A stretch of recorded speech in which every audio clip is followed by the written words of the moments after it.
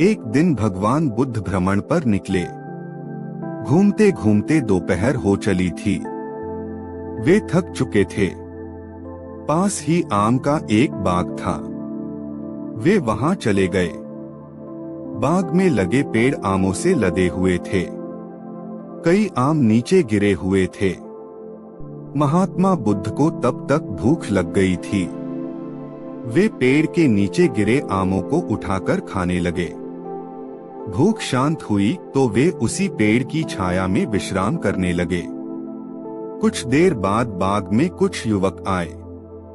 आमों से लदे पेड़ देख वे पत्थर मारकर उन्हें तोड़ने लगे। वे इस बात से अनभिज्ञ थे कि उसी पेड़ के दूसरी ओर बुद्ध विश्राम कर रहे हैं। एक युवक ने एक आम को निशाना साधकर पत्थर फेंका, किंतु उसका निशाना चूक गया और वह पेड़ के दूसरी ओर आराम कर रहे बुद्ध के सिर पर जा लगा। बुद्ध के सिर से रक्त की धारा बह निकली। अनहोनी की आशंका से तुरंत वे सभी युवक पेड़ की दूसरी ओर गए। वहां उन्होंने चोटिल बुद्ध को देखा। उनके सिर से रक्त बह रहा था और आंखों से अश्रुधारा।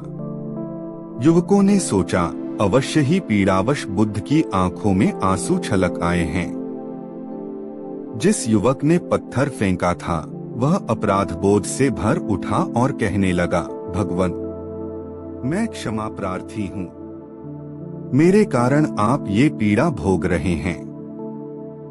आपकी आंखों से बहने वाले आंसुओं का कारण मैं हूँ। ये सुनकर बुद्ध बोले, नहीं बंधु, ऐसा नहीं है।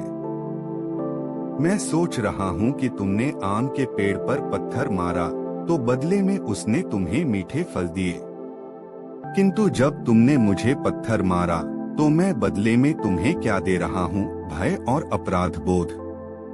यही विचार मेरी आंखों में आंसुओं का कारण है।